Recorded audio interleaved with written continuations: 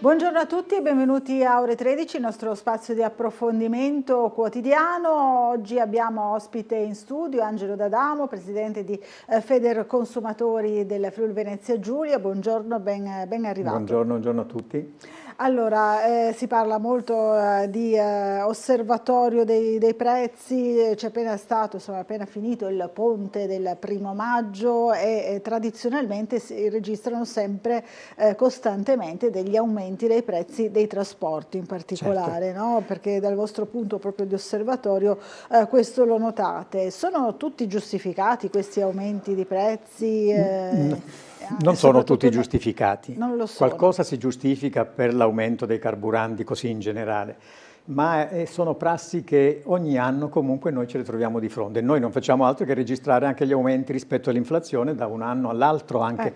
Che cosa succede? Dico, è mai possibile comunque che un biglietto aereo per una tratta storica, mettiamo dalla Sicilia a Milano, così via, raddoppi? Non si spiega il raddoppio, non si spiega assolutamente. E questo lo verificate a ogni Lo verifichiamo festivo. Perché noi solitamente anche in ogni ponte, quando sono i ponti tipo questo qua del 1° maggio, oppure sotto le feste canoniche di Pasqua o di Natale, noi registriamo queste impennate. Nonostante le nostre contestazioni comunque che riusciamo a fare, però non c'è limite alla decenza, ecco, io lo definirei proprio così. È una questione sempre di domanda e offerta? È libero mercato. È libero mercato. E purtroppo il libero mercato, invece di essere uno strumento per che migliori le condizioni delle persone, invece diventa uno strumento di rapina, ecco, perché questo forse è il termine corretto. Questo vale sia per il trasporto aereo, vale altrettanto anche per il trasporto ferroviario, che sono i due mezzi principalmente utilizzati, e poi vale anche comunque anche con gli aumenti del carburante che c'è stato, perché ogni famiglia che si è mosso in questo periodo ha avuto comunque con il suo esborso per il viaggio, per andare a trovare i parenti, per fare il giusto riposo, ecco, per approfittarne di un ponte, ha dovuto mettere la mano in tasca e tirar fuori un'altra somma che si quantifica in numeri percentuali a 2 cifre, ecco, non a una, adesso senza sparare neanche numeri, però gli aumenti sono consistenti. Anche questo che cosa procura?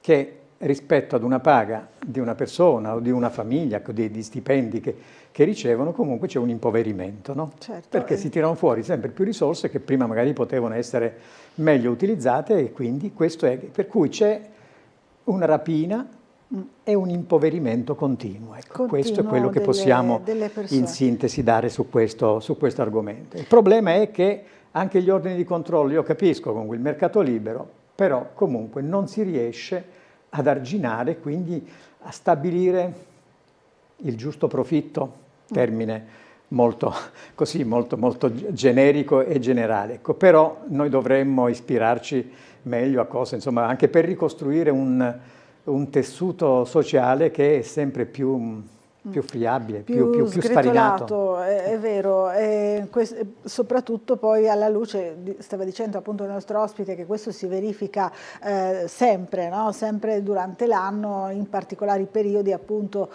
di ponti festivi ad esempio, ma in questo periodo particolare ancora di più, no? Possiamo dirlo, perché questo è davvero una situazione internazionale che insomma sta mettendo in ginocchio tante famiglie. E qui torna sempre il concetto che noi più volte abbiamo richiamato: quanta è speculazione, quanto è furto, quanto è rapina e quanto è giusto. Ecco, all'interno di questi aggettivi noi possiamo trovare tutte le risposte, però è chiaro che c'è un disagio ed è un sistema che non funziona, ecco, non funziona. C'è anche una possibilità, insomma, per tentare di agire. Ha detto che purtroppo gli organi di controllo hanno forse un po' le armi spuntate per riuscire, no, a indirizzare in qualche modo anche il calmieramento dei prezzi, per non mettere troppo in difficoltà le famiglie, ma lo possono fare anche direttamente i consumatori, qualcosa, insomma. C'è un articolo che uscirà sul vostro giornale che si intitola Il potere del carrello. Noi più volte parliamo del consumatore, una figura, ecco, siamo tutti consumatori, quindi tante volte è anche difficile un po' identificarne un profilo che accomuni tutti quanti, però ci accomuna tutti quando andiamo a fare la spesa, quando compriamo tutto ciò di cui abbiamo bisogno. E tante volte noi richiamiamo un concetto: il consumatore consapevole. Consapevole vuol dire che le scelte che noi facciamo hanno un'influenza sul mercato, sulla produzione, sulla bontà della produzione, no? Perché più controlliamo e più dovremo tendere ad avere prodotti più genuini, prodotti più rispondenti, con caratteristiche più buone, ecco, per i consumatori in generale. E noi ci siamo posti anche un po', ecco, con questo articoletto di fondo che uscirà tra qualche giorno anche sul nostro giornale, sarà inviato a tutti gli iscritti, ma anche alle istituzioni e altre. Abbiamo provato, ho provato a fare un ragionamento, ma il consumatore cosa può fare? No, rispetto ad un senso di impotenza molto generalizzato, cioè certo noi non possiamo influire sulle guerre, non possiamo influire su tanti aspetti, e questo crea un disagio enorme. Parliamo sempre di questa figura del consumatore, quindi con la domanda su che cosa noi possiamo fare. Ed è possibile dare qualche risposta a tal proposito. Appunto per questo, perché quando facciamo l'acquisto noi sappiamo che prodotto compriamo. Dove viene prodotto quella merce che prendiamo? Ce lo siamo mai chiesto questa domanda? Lo produce una società, uno Stato, tra virgolette, un po' più etico, più corretto, che non produce, non acquista armi, quindi non teso alla guerra, così come sta succedendo oggi, quindi non è aggressivo, ecco, rispetto ad altri stati, ad altre nazioni, cosa che noi a cui stiamo assistendo oggi. Farci una domanda del genere, c'è una risposta. Bene, se io non faccio questa osservazione, io contribuisco alla produzione delle armi. Quindi... È possibile fare qualcosa?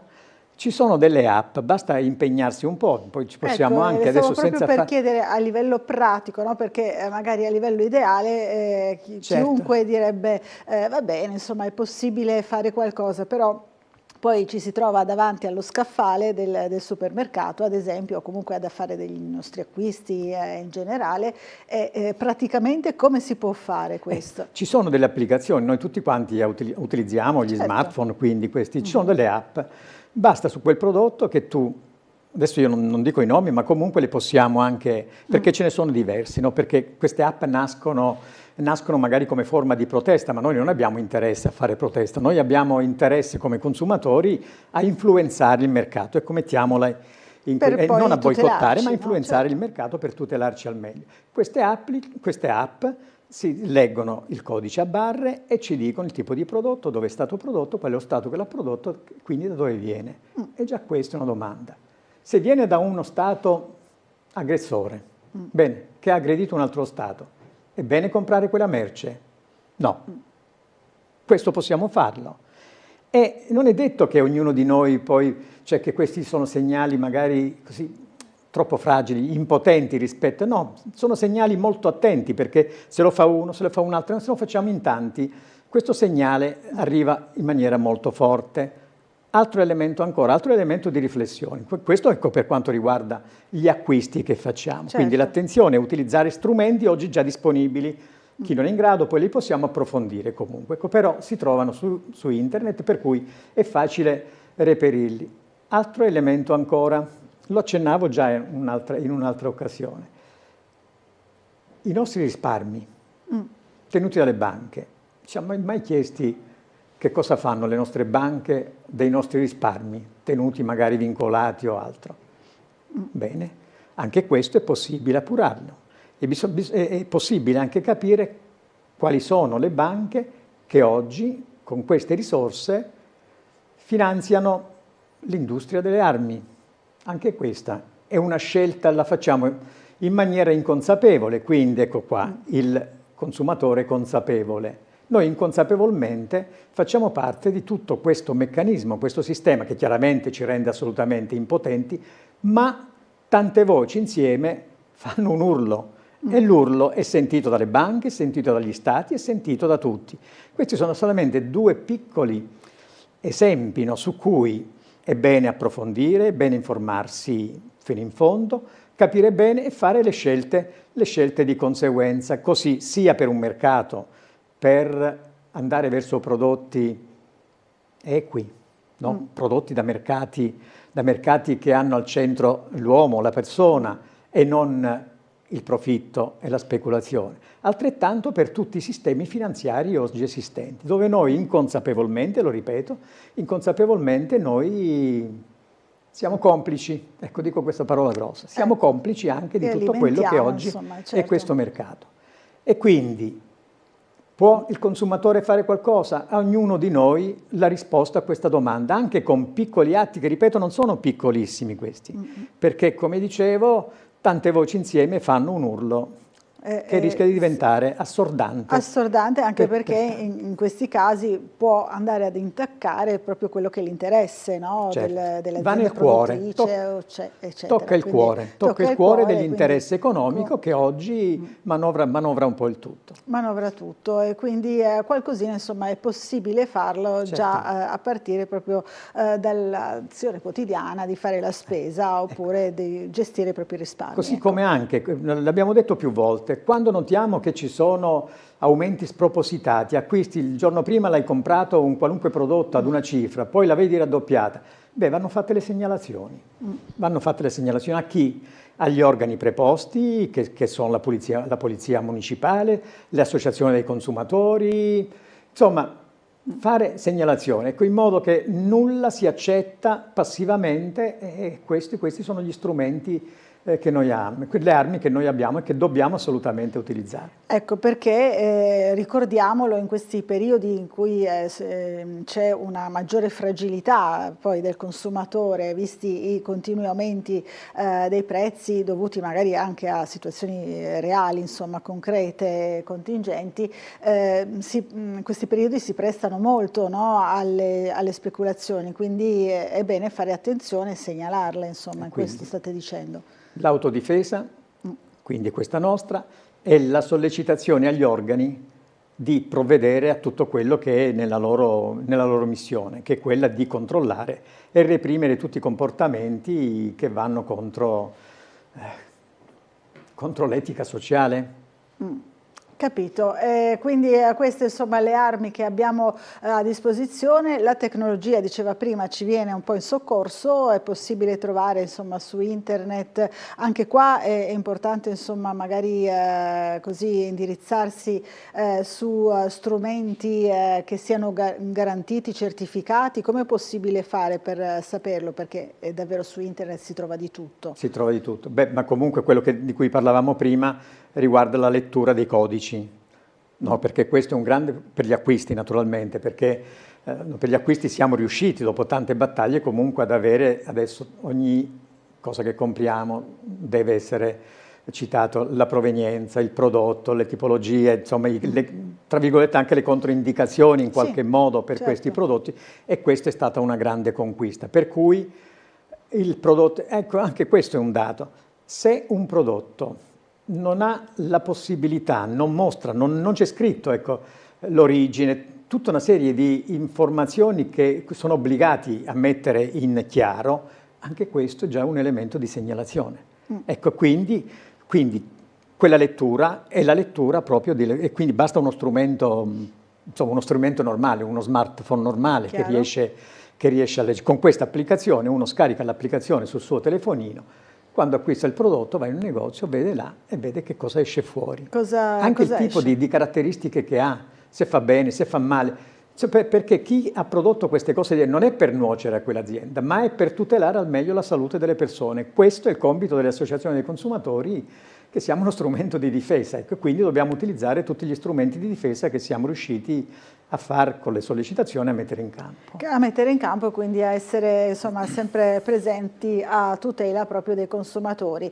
Le chiedo ancora, abbiamo davvero pochissimo tempo, ma magari torneremo ad invitarla per approfondire così l'argomento, questioni truffe. Ne parliamo spesso, no? Le truffe è una costante, è una diciamo costante, sempre così. Insomma, quindi attenzione perché non c'è attenzione. mai una... Anzi, aumentano specialmente, ecco, anche questo nei periodi quando un po' allentiamo un po' le tensioni, ecco, possono essere i ponti, le feste comandate, siamo sempre tutti quanti un pochettino più vulnerabili. È uno stillicidio continuo, gli strumenti che si mettono a disposizione anche con le truffe telefoniche ce n'è un'altra che adesso andrà in vigore a brevissimo, che l'antitrust sta mettendo a disposizione anche per le telefonate che riceviamo. Ci saranno dei numeri un po' più brevi, identificativi comunque di chi ci sta chiamando in quell'occasione, no? Adesso siamo già stati in grado di far limitare, no, le trasformazioni dei numeri esteri in numeri italiani, per cui quando adesso vediamo stato un passaggio, c'è stato un passaggio esatto, importante, perché quando vediamo il numero estero non ci interessa, non abbiamo amici in quello Stato che ci chiama, e quindi sappiamo immediatamente che non dobbiamo rispondere. Ecco, quindi questi sono già degli interventi utili. Il pubblico registro delle opposizioni per limitare un po' le scocciature telefoniche, sia sul telefono fisso che sul telefono mobile, sul cellulare. È bene farlo, anche se è uno strumento che abbiamo rilevato essere ancora piuttosto spuntato, però gli strumenti vanno perfezionati e quindi sempre allerta. Speriamo anche in quest'altro nuovo provvedimento. Intanto ringraziamo Angelo D'Adamo per essere stato con noi e torni presto a trovarci. Grazie a voi. Grazie, e noi ci fermiamo per un po' di pubblicità.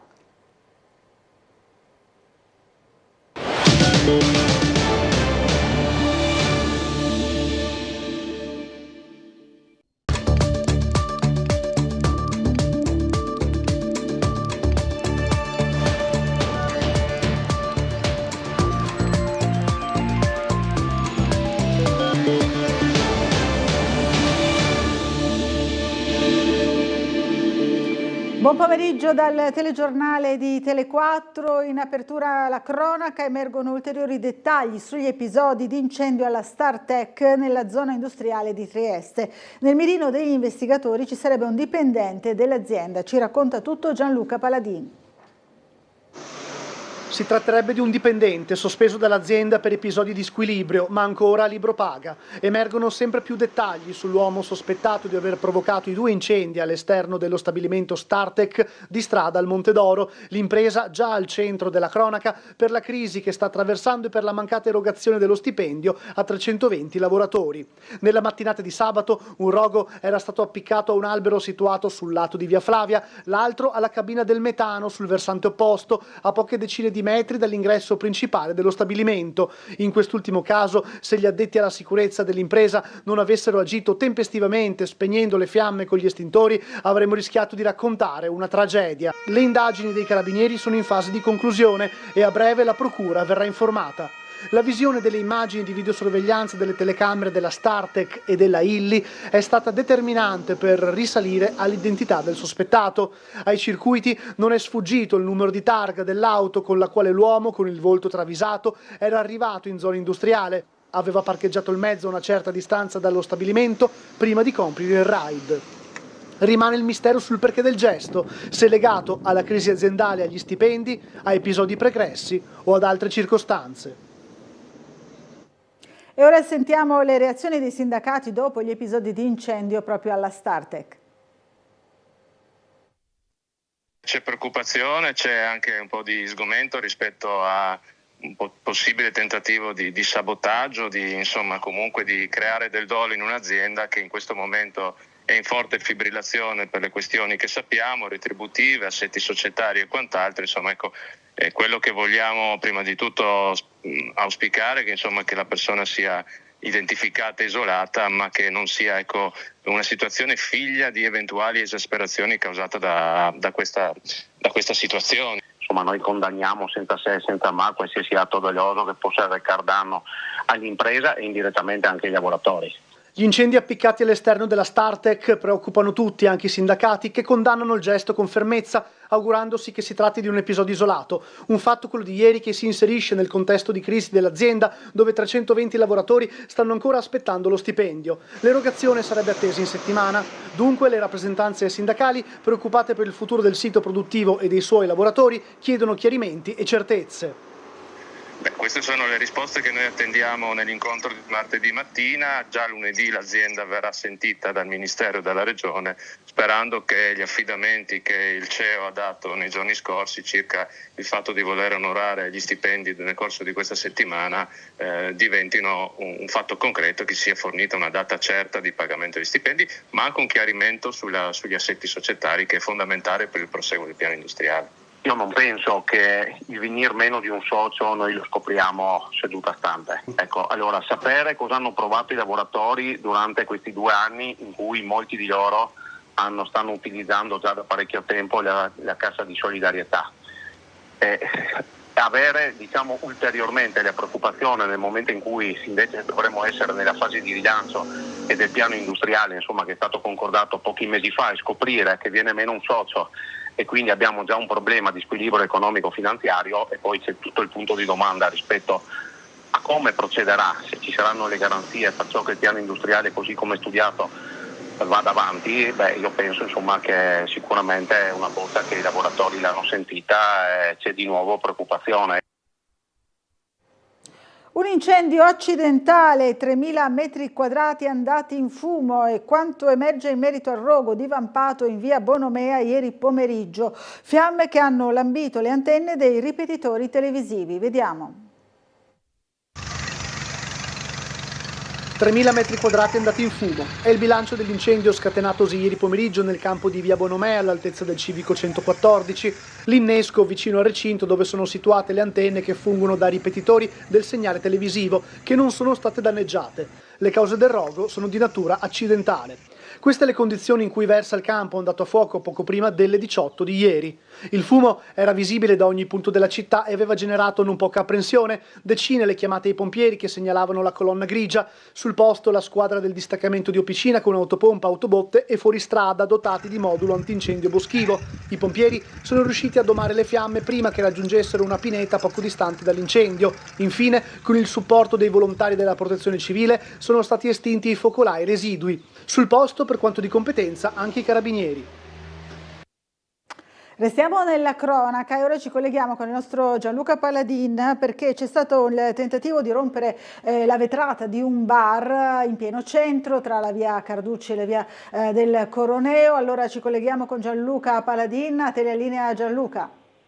Sì, esatto Laura, il furto non è andato a segno. Un individuo ha scagliato un oggetto contro una delle vetrate, quella che dà su via del Coroneo del bar Le Merende, che si situa appunto fra via del Coroneo e via Carducci. Poi è stata anche forzata la serratura, ma la persona o le persone, i carabinieri dovranno accertare le responsabilità, non sono riuscite a fare ingresso nel locale. Preoccupazione e sgomento delle titolari, che hanno esclamato stavolta è successo a noi, quindi continua l'allarme per i furti e i tentativi di furto nel centro di Trieste, tanti, troppi gli episodi che abbiamo raccontato in queste settimane e in questi mesi. Di fatto il vetro, la vetrata della porta ha retto, perché è un doppio vetro blindato con antifurto, quindi insomma grazie a questo dispositivo i ladri non sono riusciti a fare ingresso nel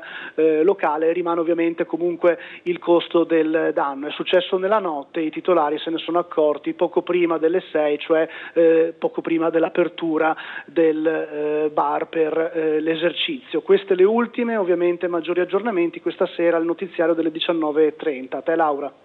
Grazie Gianluca. Allora gli aggiornamenti appunto questa sera. Intanto andiamo avanti con un'altra notizia di cronaca. È scomparso e sono ore d'apprensione per la famiglia e gli amici di Davide Lucchelli, di 24 anni, batterista della band trevigiana Oggetto Sconosciuto, scomparso a Budapest la sera di venerdì 1 maggio. Con gli altri 3 compagni della band si trovava in Ungheria per un concerto, ma dalle 20:30 del 1 maggio ha fatto perdere le proprie tracce. Lo spettacolo è stato annullato e sono state allertate le autorità magiare. Rientrando in Italia, gli amici hanno presentato denuncia di scomparsa a Gorizia, dove il gruppo avrebbe dovuto suonare il prossimo 8 maggio. Al momento non viene esclusa alcuna ipotesi dalla pista del rapimento, della rapina o dell'allontanamento volontario.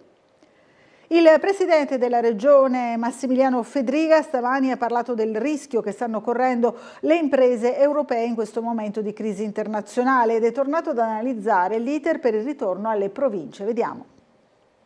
Perché devo dire che a livello internazionale anche il sistema delle imprese rischia di essere fortemente colpito. Io sono molto preoccupato per i mesi a venire. Credo che la situazione europea sia particolarmente delicata. È un continente che ha dimenticato il comparto produttivo e della filiera produttiva e oggi ne stiamo pagando le conseguenze.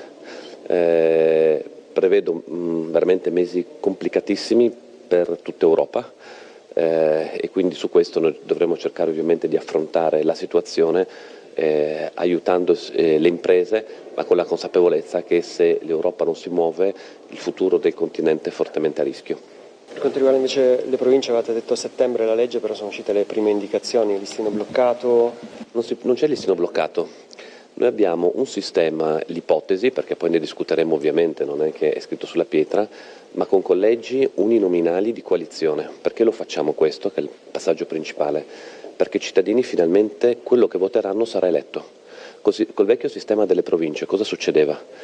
Che se è complicato da spiegare, ma è giusto che i cittadini lo sappiano, che se a un partito spestavano 5 seggi e nel sesto seggio però quello stesso partito aveva il candidato più votato di tutti, quello più votato di tutti non veniva eletto, facevano eleggere quelli che venivano dopo. Non è normale che in un collegio dove i cittadini scelgono un candidato, quel candidato non sia eletto.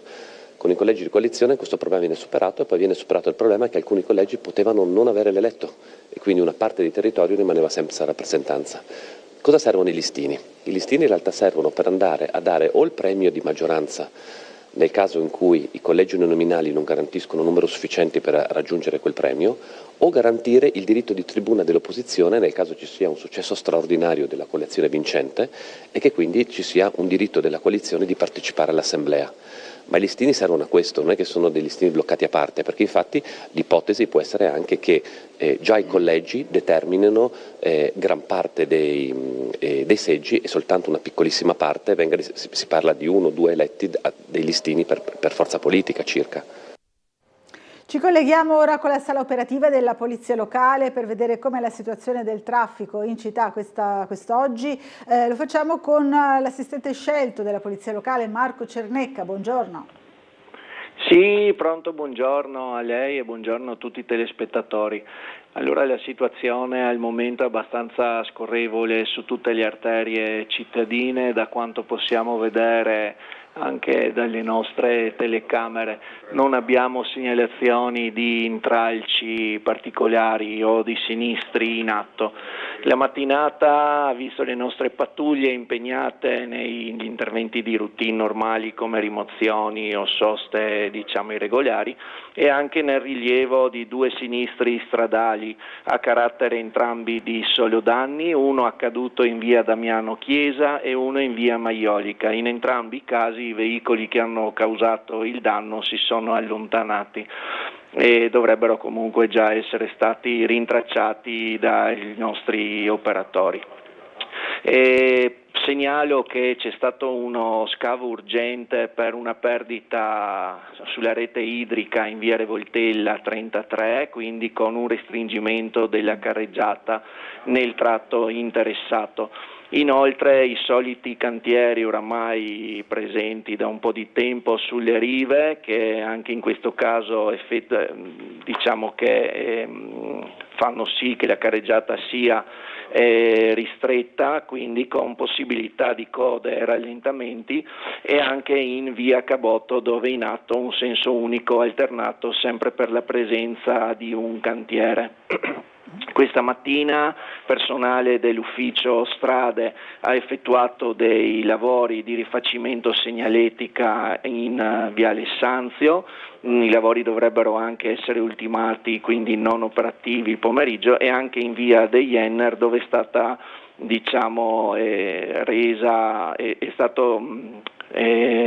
un nuovo provvedimento, è stato istituito un nuovo provvedimento che riguarda un percorso pedonale e un'istituzione di un dare precedenza.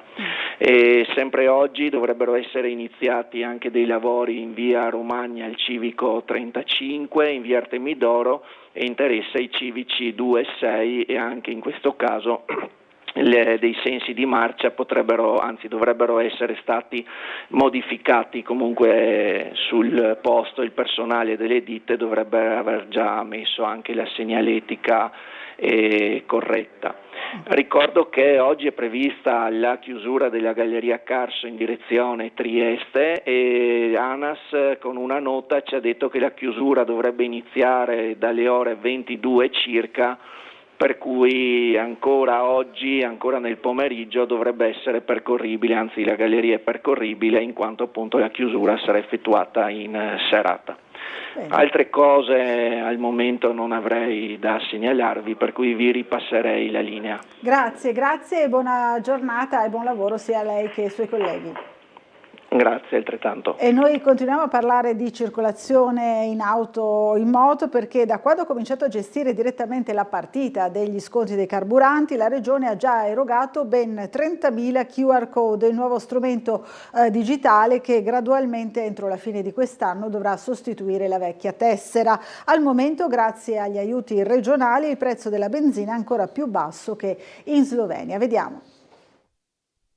È stato un boom di richieste, quindi gli uffici stanno lavorando alacremente, i tempi sono leggermente dilatati, però in 3 mesi abbiamo rilasciato 30.000 tessere contro le 25.000 all'anno, quindi potete ben capire che per quanto bravi siano gli uffici, i tempi d'attesa sono di qualche giorno, in qualche caso di un paio di settimane. Il caro carburanti spinge la rivoluzione digitale che andrà gradualmente a sostituire la vecchia tessera con il nuovo sistema QR code per ottenere gli sconti al distributore. Dal 1 febbraio, da quando cioè la Regione ha avvocato a sé la gestione dell'intera partita, sono stati erogati ben 30.000 codici. In tutto l'anno passato erano stati solo 25.000.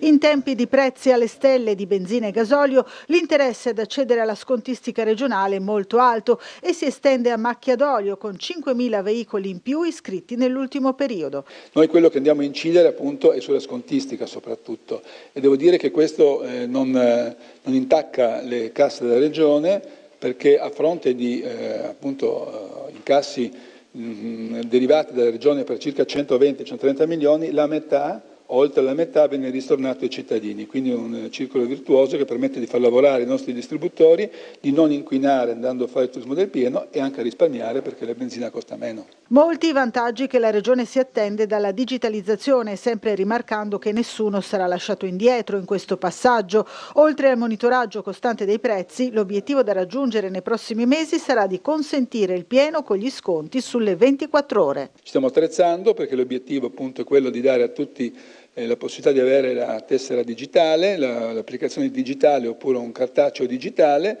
ed arrivare in futuro anche a poter gestire i distributori H24, quindi anche i sabati e le domeniche con la tessera digitale. È un obiettivo che costa, ma ci stiamo lavorando. Da oggi a Muggia, viabilità rivoluzionata in parte del centro cittadino per consentire l'avvio del nuovo lotto di lavori per il ripristino della volta del Fugnan che sta cedendo. Tutte le modifiche al traffico e alle linee della Trieste Trasporti sono pubblicate sul sito del Comune di Muggia. Il punto con il sindaco Paolo Polidori. Bene, siamo qui in via Roma. Via Roma ricordo che sarà chiusa da adesso in poi per almeno 2 mesi per quanto riguarda i lavori del Fugnan, anche sul tratto di via Roma, quello dal largo Caduti fino a via Mazzini, c'è pericolo di crollo e quindi è compromessa abbastanza in maniera profonda. Quindi necessariamente bisogna cambiare gran parte della viabilità del centro, quindi ci stiamo adoperando per mettere tutta la segnaletica orizzontale e verticale. Ci saranno le deviazioni ben segnalate, inizialmente ci saranno anche i vigili che appunto daranno informazioni su come deviare. Ci saranno ovviamente un po' di disagi, però siamo pronti per partire. Questi saranno i prossimi almeno 2 mesi, ripeto, ma dovrebbe essere abbastanza contenuto il disagio stesso, perché le deviazioni sono state studiate in maniera tale da far scorrere il traffico il più velocemente possibile. Comunque vi terremo aggiornati su tutto il proseguo dei lavori, ma questo, ripeto, è una delle parti più difficili di questo cantiere, ma assolutamente necessaria, perché, ripeto, la volta di via Roma è seriamente compromessa. Dopo le positive esperienze degli anni passati, il Comune di Monfalcone ha deciso di riaprire lo sportello del lavoro a disposizione di chi cerca o vuole cambiare occupazione, ma anche delle aziende a caccia di nuovi addetti. Riapre proprio da oggi, a partire da oggi. Vediamo. Lunedì 4 maggio riaprirà a Monfalcone lo sportello lavoro, un servizio che il Comune mette a disposizione delle persone alla ricerca di un nuovo impiego, di una prima occupazione o di un percorso di reinserimento nel mondo del lavoro. L'obiettivo è quello di offrire un supporto concreto ai cittadini attraverso un percorso personalizzato, finalizzato allo sviluppo di un progetto formativo e professionale e orientato alla ricerca di un'occupazione. Lo sportello garantirà attività di consulenza, supporto, accompagnamento e affiancamento, favorendo il raccordo tra domanda e offerta. Tra i compiti dello sportello rientra anche l'analisi dei bisogni delle aziende in relazione alle figure professionali richieste. Avevamo già avuto modo negli anni passati di sperimentare questo servizio, ha detto il sindaco di Monfalcone Luca Fasan, ricevendo riscontri positivi da parte dei cittadini. Per questo abbiamo voluto ripristinarlo. La gestione del servizio, prevista fino al 30 aprile del 2029, è stata affidata a Umana, realtà accreditata a livello regionale per i servizi al lavoro. Lo sportello sarà operativo previo appuntamento 2 volte a settimana nell'atrio del municipio, nelle giornate di lunedì dalle 9 alle 12 e mercoledì dalle 16 alle 18. E questa sera torna il caffè dello sport alle 21:10, si parlerà soprattutto di pallacanestro, ma di Sissoko, centro della pallacanestro Trieste. Alberto Tonut, campione europeo di basket, e Francesco Freni di Sport in the City saranno i primi ospiti di Marco Stabile. E poi dalle 22 un approfondimento anche sulla Bavisela, Francesca Stefani, presidente della PD Miramar, e Gianni Crevatin, organizzatore della Trieste Spring Run. E poi anche di pallanuoto, naturalmente, alle 22:15, Francesco Faraglia, attaccante della Pallanuoto Trieste. Ci fermiamo per un po' di pubblicità.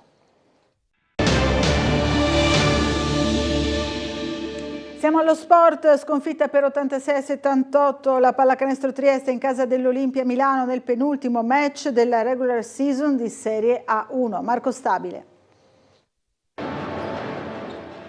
Terza sconfitta nella terza partita in serie con le big del campionato. Dopo la sconfitta casalinga onorevole contro Brescia e quella in trasferta con la Virtus, c'è troppa Milano in campo al Forum per questa versione della Pallacanestro Trieste. La squadra di Poeta è stata capace di mettersi in ritmo nel primo tempo per poi, con un solo a lungo, chiudere i conti alla ripresa del gioco. La cronaca parla di una partenza a rilento per entrambe le squadre. Si fatica a entrare in ritmo offensivamente. I padroni di casa ad ogni modo fanno meglio con le fiammate di Nibo e Brooks. I giuliani rispondono con Brown per l'8-3, dunque mini parziale biancorosso propiziato dai rimbalzi in attacco e testa avanti temporaneamente grazie al canestro di Candussi. Bolmaro e Diop però ristabiliscono il predominio meneghino chiudendo i primi 10 minuti sul 18-16. Taccetti si gioca la carta a Moretti a 3 mesi dall'infortunio, ma gli occhi sono tutti per Bolmaro. Il gioco a tutto campo dell'argentino, il suo atletismo e la sua rapidità mettono in crisi la difesa nostrana con un 9-0 che orienta il match.